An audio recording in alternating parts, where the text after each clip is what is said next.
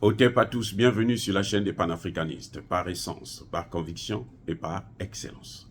Celle des citoyens qui habitent par nécessité et obligation de combat. Nous sommes une chaîne qui n'est guidée que par nos ancêtres et rien que par les ancêtres qui appartiennent à l'égrégore du monde noir. Par conséquent, nous ne croyons en aucun Dieu venu de l'étranger. Toutefois, cette vidéo n'est aucunement destinée à inciter à la haine ou à la violence, car nous menons un combat qui est d'abord et avant tout spirituel, intellectuel et démocratique. Ensuite, il est politique, géopolitique et géostratégique, contre l'impérialisme, le colonialisme, le néocolonialisme et l'endocolonat, qui sont tous qualifiés de crimes contre l'humanité. Nous menons ce combat sur la base du principe fondamental que nous avons hérité de nos ancêtres kémites, qui est celui de la Mahat, c'est-à-dire solidarité, vérité et justice. Vous êtes donc en droit de connaître la vérité et nous avons l'obligation de vous dire la vérité, rien que la vérité, afin que justice soit rendue au continent africain. Et ça, c'est notre modeste contribution dans cette noble lutte en faveur de la souveraineté, la dignité, la solidarité et l'unité africaine. C'est exactement ça que nous appelons le panafricanisme. Bien-aimés frères et sœurs, vous savez que l'État du Niger avait saisi la Cour de justice de l'UMOA afin de suspendre les sanctions qui avaient été imposées par la CEDEAO, par les chefs d'État, la conférence des chefs d'État de la CEDEAO, contre le Niger, qui est un pays enclavé. C'est bien, pays enclavé. Donc le Niger demandait à ce que on puisse supprimer d'abord les sanctions concernant la fermeture des frontières, le gel des avoirs des membres du gouvernement, des leaders de ce pays, la suspension des transactions commerciales et financières, le gel des avoirs monétaires et financiers du Niger au niveau de la BCEAO, le gel des avoirs des entreprises publiques et parapubliques, sur la base du fait que le Niger est un pays enclavé. Et il y a des conventions internationales qui interdisent ce type de blocus contre un pays enclavé. Enclavé, c'est-à-dire qu'il est déjà en difficulté, un pays qui est enclavé, qui n'a pas accès au littoral, à la mer. Donc un pays comme ça, là, on ne peut pas l'asphyxier de la sorte. C'est comme si on voulait le tuer. C'est comme si on voulait tuer toute une population. C'est un crime contre l'humanité. Oui, c'est un crime contre l'humanité. C'est un génocide. Ce n'est pas n'importe quoi. Les sanctions que la CEDEAO a prises, là, ça ne se fait pas. Même les Nations Unies, écoutez bien, le département des Nations Unies pour l'action humanitaire, ils ont dit que ce sont des sanctions cruelles et inhumaines. Voilà les termes qu'ils ont employés. C'est cruel. Ce qui est cruel, c'est ce qui tue.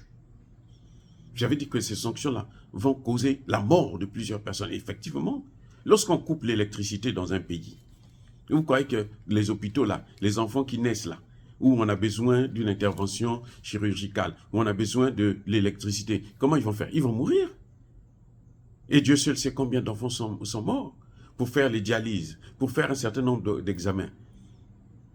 Mais qu'est-ce qui se passe? Donc, le Niger était en droit de poser le problème à une cour de justice de la CEDEAO. Résultat, quand on ne pouvait pas s'attendre à mieux, hein, le contraire allait nous étonner. Parce que même la cour de justice, les magistrats sont infectés par le virus du soutien de la politique occidentale, de la recolonisation du continent africain. Nos magistrats, à nous, nos magistrats. On comprend qu'ils sont payés par le contribuable américain, français, européen, ok. Mais personne ne leur a demandé de venir contribuer à nos problèmes. C'est parce que les gens veulent des gros salaires, ils veulent être riches. C'est pour ça qu'on en arrive à ce niveau-là. Bref, eh ben, la Cour dit quoi? Elle dit niet. Elle a débouté l'État du Niger. Pour elle, Le Niger est la source de la situation. Ça vous rappelle quoi? Le Niger est la source, le Niger est la cause des sanctions, de l'intervention militaire. Ça vous rappelle quoi? Ça rappelle Alassane Ouattara qui disait, lorsqu'ils avaient pris la décision d'attaquer le Niger, Alassane Ouattara a dit, c'est pas nous. Nous, on a pris seulement la décision d'attaquer, mais c'est la faute aux Nigériens. Et oui. La Cour reprend les mêmes termes. C'est tellement terre à terre. Ce n'est pas la justice. Ça n'est dans aucun code. Et d'ailleurs, la Cour n'a pas de code pénal. Parce que les sanctions, là, c'est comme si c'était pénal. Puisque mettez un homme, là. Quand on prend des sanctions, on dit, bon, tu dois plus te déplacer, tu dois plus faire ceci, tu dois dédommager un tel, ton argent, nous allons prendre ça. C'est des sanctions. C'est le pénal, ça. Or, il n'y a pas une cour internationale, une cour pénale de la CEDEAO. Bref, allons-y. Donc, pour la justice, elle dit que le Niger est la source de la situation. C'est elle qui a créé, c'est-à-dire les autorités du Niger sont irrecevables des dommages encourus dès lors qu'il leur suffit de se mettre en perspective de retour à l'ordre constitutionnel pour faire disparaître le spectre de l'affaire au fond. Que dit la Cour en d'autres termes? La Cour dit que le Niger doit se soumettre à la volonté de Emmanuel Macron. C'est ça le problème. C'est-à-dire que Macron n'arrive plus sur le plan réel, physique. Il n'arrive plus, il a tout perdu. Et croyez-moi, le déclin de la France, là, ça va lui coûter très cher. Même s'il y a des autorités françaises qui veulent essayer de rattraper le tir, c'est fini. On est parti là pour très longtemps. Peut-être même pour toujours. Je sais que les Français sont prêts à mettre beaucoup de milliards. Vous savez, voyez, pour tuer Ibrahim Traoré, Alassane Ouattara avait mis 25 milliards de francs CFA. 25 milliards de francs CFA. Il est bête parce que la tête de Traoré là, vaut 1000 fois mieux que ça.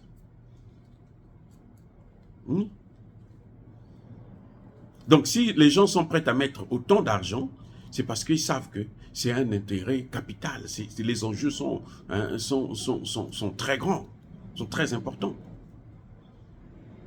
Quand la Cour de justice de l'UEMOA prend une telle décision, bloque les avoirs du Niger, et elle dit au Niger, ben, ramenez-nous Bazoum au pouvoir. Ce n'est plus la justice, ça c'est la politique. Et la cour là, elle fait la politique. Voilà les experts en politique. Et ils se disent que nous sommes des magistrats. Ils sont fiers quand ils quittent la maison là. Ils quittent leurs femmes, leurs enfants. Et bon, je m'en vais au travail. Il part s'asseoir dans le bureau. Il regarde, il appelle à Paris. Bon, qu'est-ce qu'il y a comme décision que nous devons prendre? Et il revient, il vient, il dit à sa femme, j'étais au travail. Il dit à ses enfants, j'étais au travail. Je suis allé tuer l'avenir de mes propres enfants. Parce que ce n'est pas seulement l'avenir des autres, leurs propres enfants aussi là. Maintenant, ils ne voient pas ça. Après ça, là, ils vont voir ça. Dirigeants africains, vous devrez comprendre que ce que vous êtes en train de faire, ça ne touchera pas seulement les enfants des autres, ça touchera aussi vos propres enfants, qu'on le veuille ou non. Ils seront touchés par ce que vous êtes en train de faire, les conséquences de ce que vous êtes en train de faire. Les conséquences dramatiques, bien entendu. Oui. Ce n'est pas la justice. Ils sont basés sur quel? Vous avez entendu un article là? Est-ce que j'ai cité un seul article? Il n'y en a pas. Ils se sont basés sur des décisions politiques. Et nous savons que la décision de sanctionner le Niger, elle est venue depuis Paris. Avec, bien entendu, la caution des États-Unis. Parce que les États-Unis croyaient que ça devrait marcher. Comme ils ont vu que ça ne marche pas, ils se sont retirés tout de suite. Ils disent, bon, les Français, débrouillez-vous là-bas. Vous pouvez couler. Nous, on ne coule pas avec vous. c'est à Tchani de comprendre que ben, les Américains ne sont pas là pour ses beaux yeux. Ils s'en fichent éperdument de Tchani. S'ils peuvent le tuer, ils vont le tuer. Sans sourciller, ils vont le faire. Donc la Cour de justice n'a pas d'argument en fait. Elle n'a aucun argument. Puisqu'elle n'a même pas de texte de référence. Elle n'a pas... quel texte de référence? Elle n'a pas de jurisprudence. Elle n'a pas de jurisprudence. Elle a pris une décision qui est purement politique. C'est une décision politique. Dire que le Niger doit se soumettre à l'ordre constitutionnel. Quel ordre constitutionnel? Il y a eu un coup d'État parce que Bazoum était en train de livrer, sacrifier tout un État. Il y avait une armée occidentale, qui est encore là d'ailleurs. C'est que les Français qui sont partis, ou qui sont en train de partir. Mais ils sont encore là. Ça, c'est l'œuvre de Bazoum. Ils ne regardent pas comment Bazoum a appelé la communauté dite internationale, les puissances occidentales, étrangères, de venir attaquer. C'est même pas la CEDEAO qui devrait mener ce combat. Ce sont les États-Unis et la France. Et le reste des pays de l'OTAN, ce sont eux qui allaient faire. C'est exactement ce qu'ils ont fait en Libye. Ça serait la continuité, la poursuite du travail. Ils avaient commencé en Libye, ils devraient continuer maintenant au Niger. Il n'y a rien d'autre qui allait se passer. Je dis bien, rien d'autre. Voilà ce qui devrait se passer. Voilà ce qui est en train d'être tramé. Bien-aimés frères et sœurs, on ne peut pas continuer comme ça. Nos magistrats devraient montrer quand même leur élévation d'esprit, à ne pas tomber dans le piège comme les hommes politiques. Les hommes politiques, ils ont l'intérêt, le pouvoir, c'est la bataille du pouvoir, donc ils peuvent utiliser n'importe quel moyen, mais pas les magistrats. Vous êtes un magistrat et vous sortez de votre maison tous les matins, vous partez au travail, vous venez, c'est pour faire la politique. Mais enlevez donc la blouse de corbeau.